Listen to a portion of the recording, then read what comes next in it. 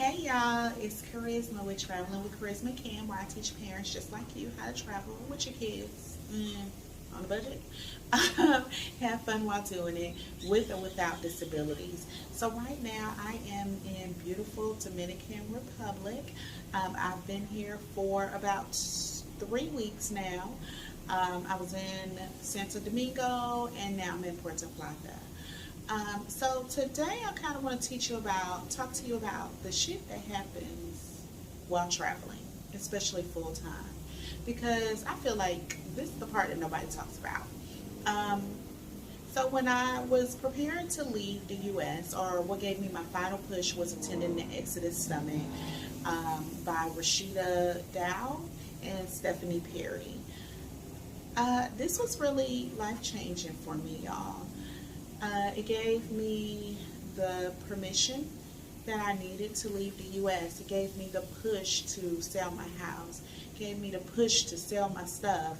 And, you know, the warning not to put anything in storage, which I still did. You know, it told me what to do step by step.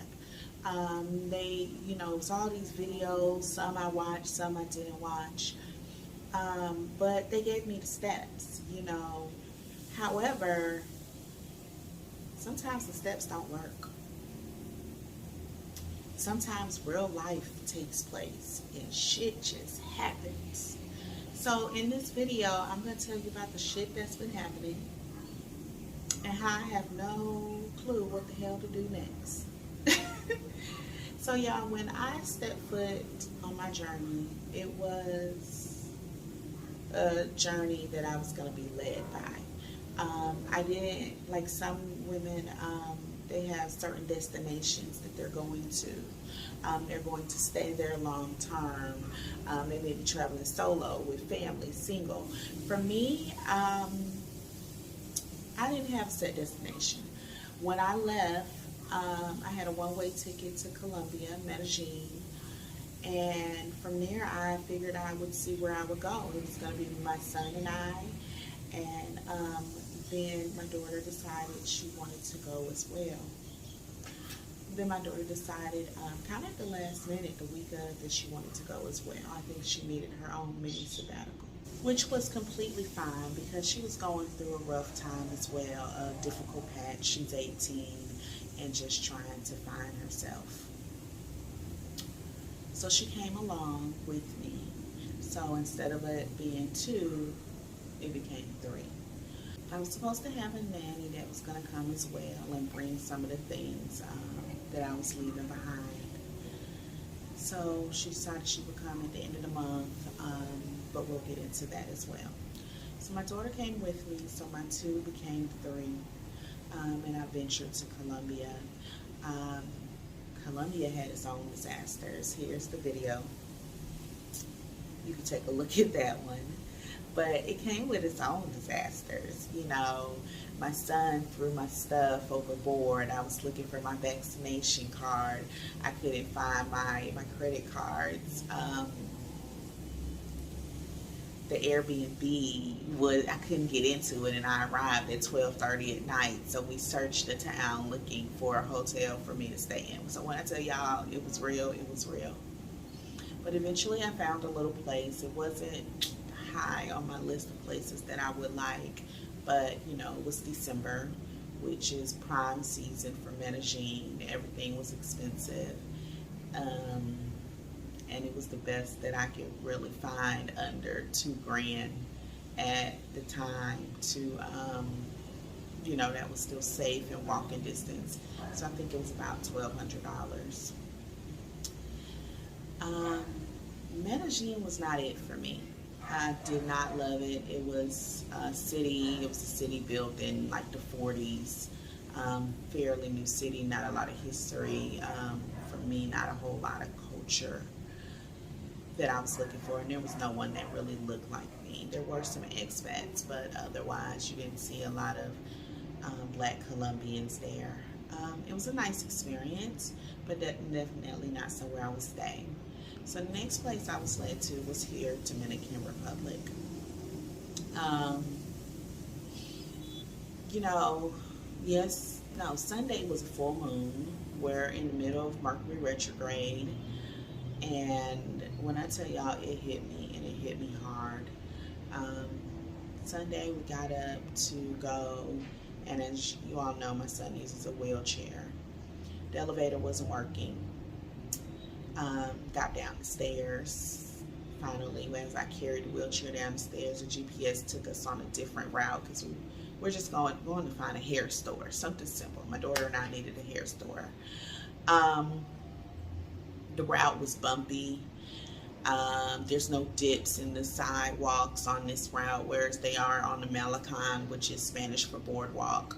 So the boardwalk, it's like 10 minutes from us, they're dips. Here, there's no dips. So we had to carry the chair up and down, up and down. You know, it got to the point where I told my son to get up and use his crutches and walk. You know, it was hot as hell. We stopped. I said, okay, let's get an Uber. Couldn't find an Uber. Couldn't find an Uber. Finally found an Uber. 15 minutes. 15 minutes in the sun is a lot. Then 20 minutes later, it says he's right there and he cancels. 20 minutes. Mind you, we really only had 10 minutes left for the walk. So we decide to continue on with the walk because the Uber thing isn't working, right? So we get to the grocery store, and I wanted to pick up some money because I had Western Union myself some money because our next destination requires cash. I have to pay for the hotel in cash. The Western Union didn't go through. I can't get any money there. Okay, well, I'll just get some money from the ATM. It's not nearly as much money, but at this point, I don't have any money. I just spent the last Dominican pesos on ice cream for the kids because I knew I was going to pick up money. ATM won't give me any money. I try again, ATM won't give me any money. So my first bank, I can't wire myself money to Western Union. Western Union said it's the bank. The bank says they don't know what's going on. They don't even see the transactions. Then I used my other bank, and now I can't get any money out the ATM machine. So as some of you all may not know or may know, when you go to these countries, you really don't want to use your debit card or your credit card. They can be stolen, and it can be a hassle to definitely get them back, especially overseas. So I can't keep trying my debit card because I have a debit card if I keep trying. So now I have no cash. I have no way to pay for this hotel at the end of the week. You know, I buy a couple of things in the grocery store. I'm exhausted. It's probably been about 2 hours at this point. It's hot outside. I try to call an Uber to pick us up from the grocery store. I cancel the Uber. I try calling the bank again. You know, this is a never-ending cycle. So now I literally have no money. I have some American cash for my emergencies, but you know, if we want to eat somewhere, how I'm going to pay for this hotel, things of that nature, I just really don't have a clue. I call a friend to see if they can send me some money, and the amount of cash that I need, they really don't have. And so I just gave up for today. I just said, forget it. Let's go to the beach. Let's go over to the Malacan. We're going to go to the beach. Heading back to the house, walking on the Malacan, as I already knew, it's a whole lot easier. You know, there's slopes on the sidewalks, aren't that bad, but it's a whole lot easier. Get back to the house. The next morning I said, well, let me Zelle you the money, and then you can send it to me, Western Union. Well, my bank blocks my Zelle. So let's rewind, y'all. One of the things that they said to do was get a Google phone. Not a Google phone, but a Google plan for your phone. So I got a Google plan for my phone. Yeah, I wouldn't recommend a Google plan for your phone. Because I did not put my phone on airplane mode, instead of my calls going through Wi-Fi, they pushed them through mobile data. So I got a bill for $550 for 1 month of service on my Google phone. My Google phone that was supposed to be $60 or $70. Yeah, that bill was $550. So I just let it lapse, because then they sent me another. I saw the other bill that was coming was going to be another $100. So I'm gonna be honest, y'all, my credit score is over 800, but I just felt like I was being taken advantage of.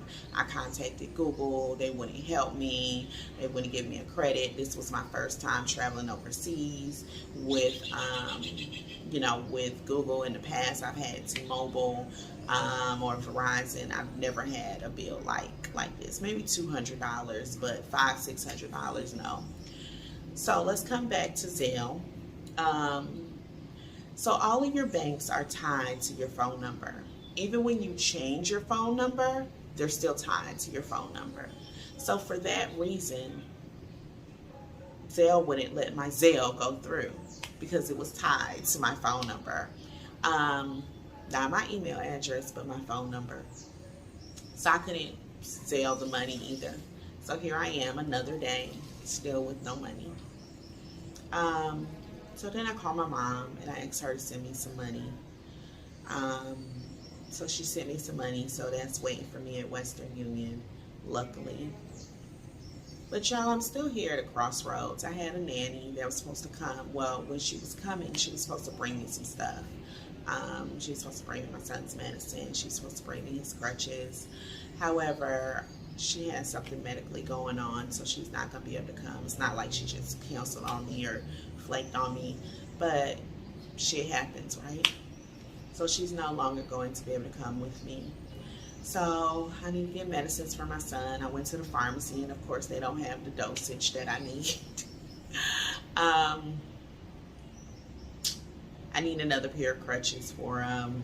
I need to figure out my bank cards. You know, I tried to do something else with my bank card, and they're saying I need to fill out a paper at the store. I need to get another phone number. Right now I use my free Google number that I use for my business, so that's working for me.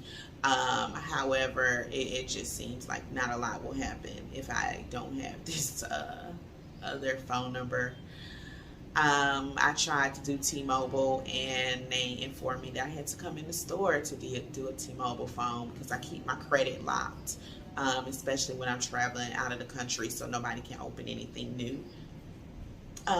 But one of the creditors, I think it was Equifax, yeah, they need to send a text to my phone number to unlock the credit.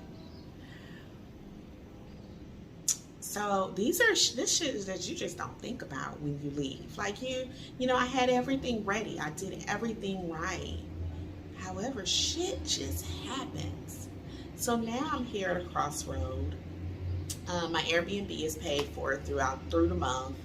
And my daughter's birthday is in 2 days. So she actually has a plane ticket to fly out next week because she's about to start practicing with her drum, getting ready for band. And I just don't know what I'm doing. You get American citizens get a 30-day visa in the Dominican Republic, which expires in about a week and 3 days. After that, for up to 3 months, you get you can extend your visa up to 3 months for $50. After that, it's $100, and it goes up from there. So I mean, I don't know. Do I? You know, I tried. Oh, let me also say the Wi-Fi.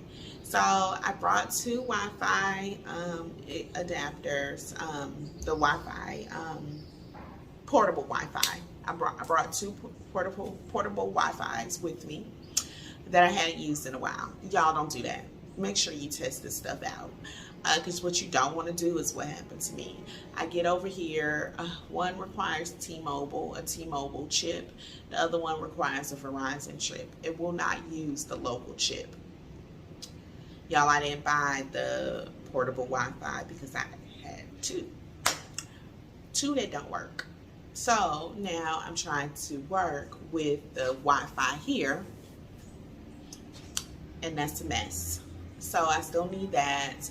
I have some things that I want and I need. I tried to set up the courier service. So when you order things from Amazon, it goes to Miami and then it comes through the courier service. Y'all, I can't get the address to take in the system. I don't know how many of you all follow Mercury Retrograde, but Mercury Retrograde is a bitch to technology. Everything technology related will just be all effed up. And y'all, when I tell you all my technology is effed up, so I don't know what to do. Do I stay here?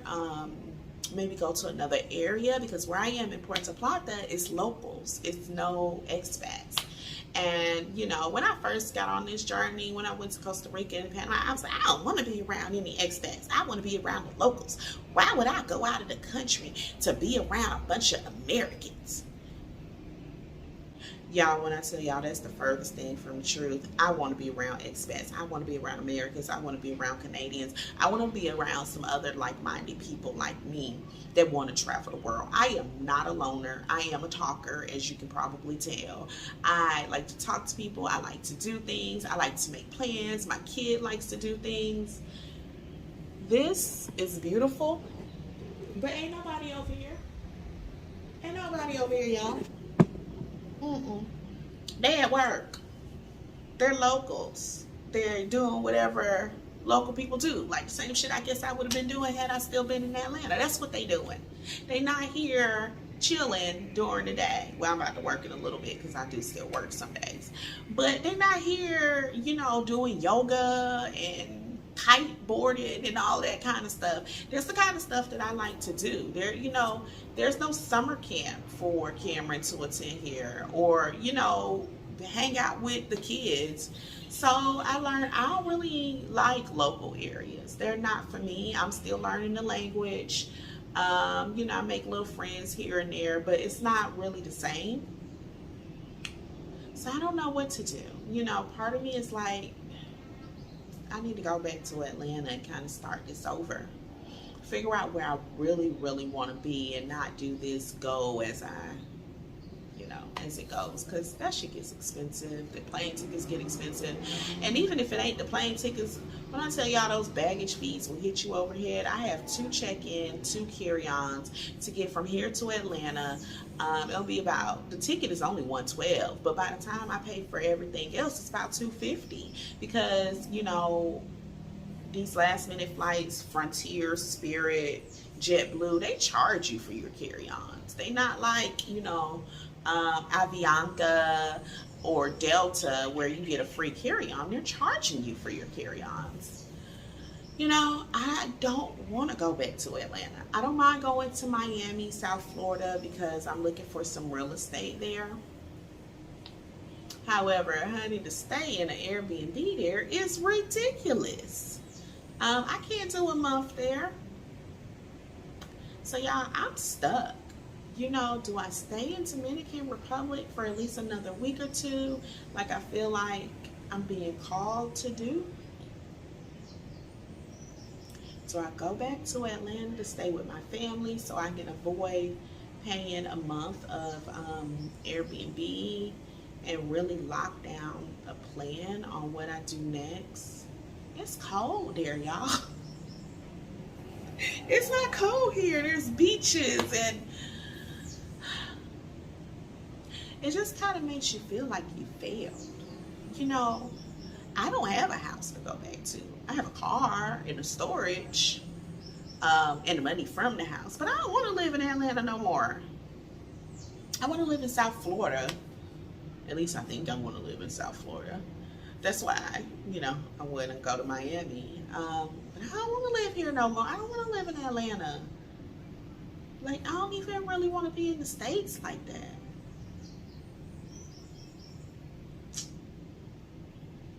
You know, these setbacks, there's something else. And it's like, how do you push through them? It's the part that people don't talk about. It's all of the steps getting there. But the steps to stay there and the steps to maintain, it's rough. Now, don't get me wrong, I have some wonderful days. Actually, almost every day is wonderful. And then I have some days, like in this Costa Rica video. Everywhere I go, I seem to have some kind of mix-up. Disaster, may you say? Maybe that's just the story of my life. Without things being hard, I don't know what I would do with my time. I don't know. Is that a me thing? Is that a black woman thing? Is that a woman thing? Is that just a damn thing? So y'all, I don't know where I'm going next. I don't know what I'm doing next. I feel like I've spent the majority of this month trying to figure out that question, and I'm so tired of trying to figure out that question.